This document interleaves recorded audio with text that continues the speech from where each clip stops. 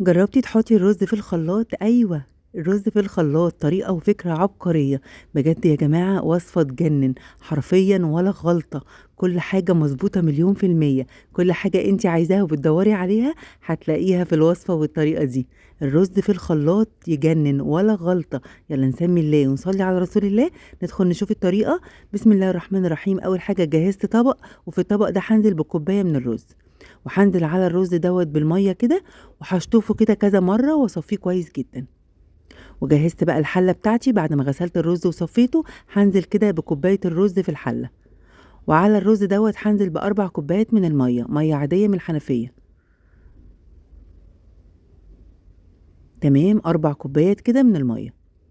وهرفع بقى الحلة بتاعتي على النار وهقلبه كده تقليبة. وبعد كده هغطي الحلة، وبس هسيب فتحة للتهوية. لازم اسيب فتحة كده للتهوية علشان الرز ما يفرش مني. اول بقى ما ميه الرز تغلي كده بالشكل ده، ههدي النار واخلي النار متوسطه، وهقلبه كده تقليبه بسيطه واسيبه يستوى.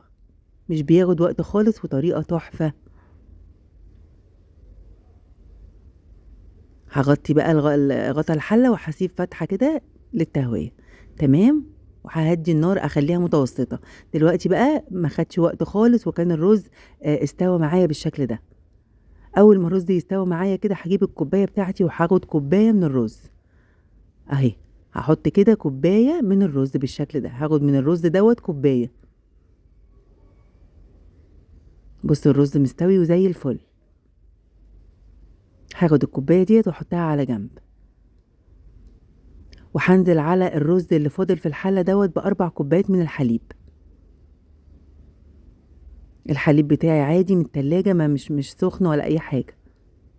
هنزل كده ب4 كوبايات من الحليب، وهسيبه بقى على نار متوسطة او اقل من المتوسطة شوية كمان.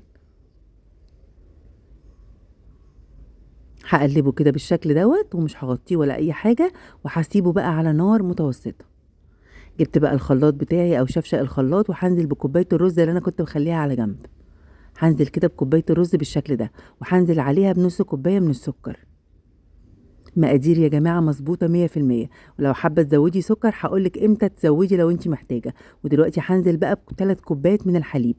تقدري تنزلي بكوبايتين من الحليب وكوبايه من الميه، بس 3 كوبايات من الحليب بيبقى غني اكتر وطعمه احلى.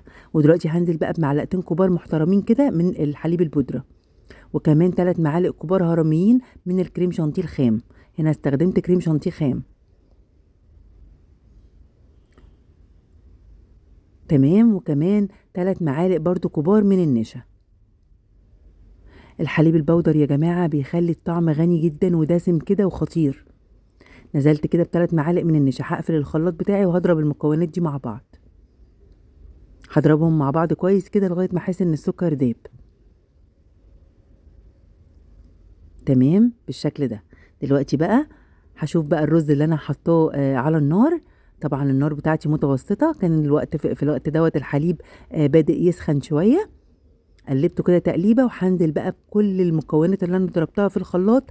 هنزل على الرز بتاعي بالشكل ده، وتفضل النار بتاعتي متوسطة كده زي الفل. خطير يا جماعة، الطريقة دي تجنن.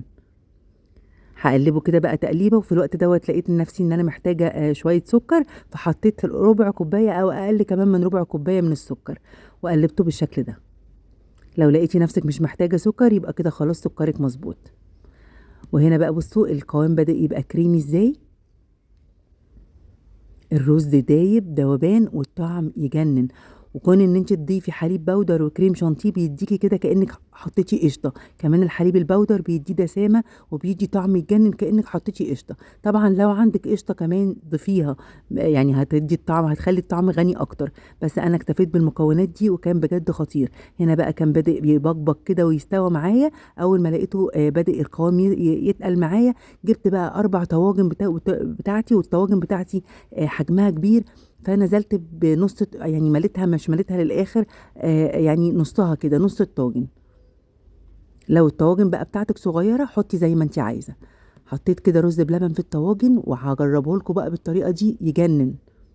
بعد ما حطيت الطواجن بتاعتي، جبت بقى الكاسات او الاطباق اللي انا هغرف فيها الرز بلبن بتاعي. اتحدى بالرز بلبن دوت اكبر المحلات. بجد يا جماعه احلى من اي رز بلبن كلتوه بره. خطير، محدش ابدا هيصدق ان انت عاملاه، وكله هياخد منك الطريقه قد ايه كريمي وخفيف ويجنن. وهنا بقى كمان هيديك الوش المكرمش دوت، وهقول لكم الطريقه. هنا بقى حطيت الطواجن كده في صاج الفرن ودخلتهم الفرن تحت الشوايه بس، لا حطيت كريم شانتيه على الوش ولا قشطه ولا اي حاجه. واستنيت بقى الكاسات بتاعتي دي لما بردت تماما وخدت درجة حرارة المطبخ. يعني سيبيها ساعة ساعتين كده على الرخامة او على ترابيزة المطبخ لغاية ما تبرد تماما. دخلت الطواجن بتاعتي ديت الفرن تحت الشوايه بس، ما شغلتش الفرن، الشوايه بس، مجرد ان هي خدت لون. واول ما الاطباق كاسات الرز بلبن او اطباق الرز بلبن بردت معايا، غطيتها بستريتش بالشكل دوت علشان تديني الوش المكرمش او الوش المكشكش.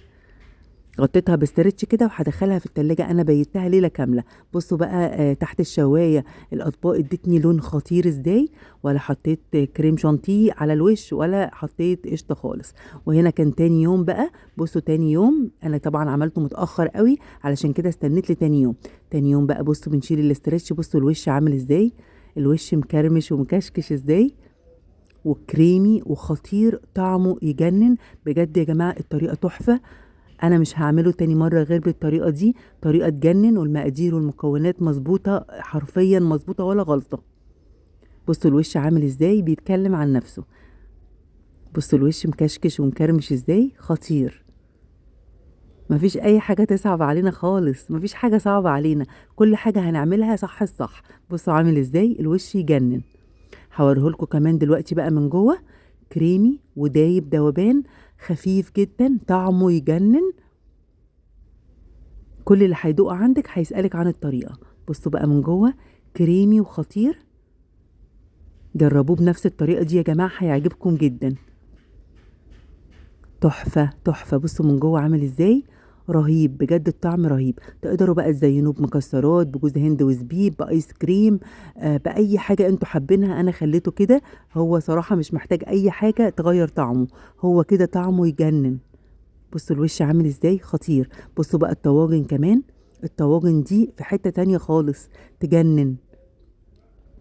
بصوا الوش عامل ازاي ومن جوه كريمي خالص ازاي، الوش بقى ده طعمه تحفة. اتمنى النهارده يا حبايبي الفيديو يكون عجبكم. ما تنسوش يا حبايبي لايك كتير الفيديو عشان الفيديو يوصل لاكبر عدد، وكمان شير للاصدقاء. ما تنسيش كمان دوسي على اشتراك، دوسي على علامه الكل لو بتتابعوني من القناه، ولو بتتابعوني من الصفحه لايك للصفحه وتعليق حلو منكم، تعليقكم بيفرحني جدا. اتمنى يكون النهارده الفيديو عجبكم. اترككم في رعايه الله، والسلام عليكم ورحمه الله وبركاته.